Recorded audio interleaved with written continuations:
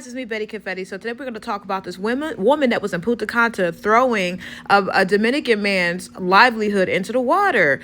Guys, so apparently she was supposed to get some change back from the guy right there with the red hat, and she did not. So she hopped onto the little platform and began to throw all of his stuff into the water because she's saying he got her effed up, da da da da da. Honestly, I don't even think the guy, he probably was cheating her. He may have not been. We don't know. But the point is, you don't spaz out on someone because they made a mistake. What you need to do is either take that as an L or either get somebody to do something about it. But to go on about it like how you would in the ghetto in the United States is not the right way. That was just wrong. I don't even think this man knew what the hell was going on. And now he just sees you screaming in English and he don't know why you're doing this. And now he has to retrieve the pineapples that you threw in the ocean. Like, how is it that you don't feel bad about that? How is it that you don't feel and don't have any couth where you don't know how to conduct yourself if something like this does happen? That's why before you go out of the country, they always tell you at the bank and wherever you buy your money, and I know that sounds weird, but you have to buy money once you leave the country,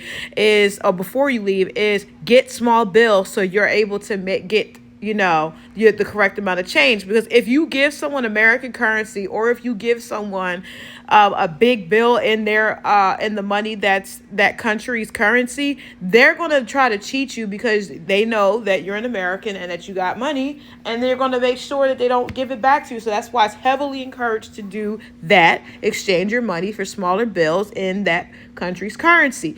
Now, what I will say to you is that I heard she got arrested, but that's hearsay. I didn't see any articles. I did research. I didn't find anything. But I couldn't play the video because there's music playing in the background, and I don't want to get this video copyrighted, But I can't, especially as Black people, I do have to say, like, when we go out of the country, we have to conduct ourselves a certain way. And I even feel as though that if she were in like a European country, I think she would be better behaved than she would be in the Dominican Republic. And that's just my opinion, because I do believe that some people value European countries more and they'll behave a lot more. That's just my opinion. I could be wrong. Let me know in the comment section below how you feel about that.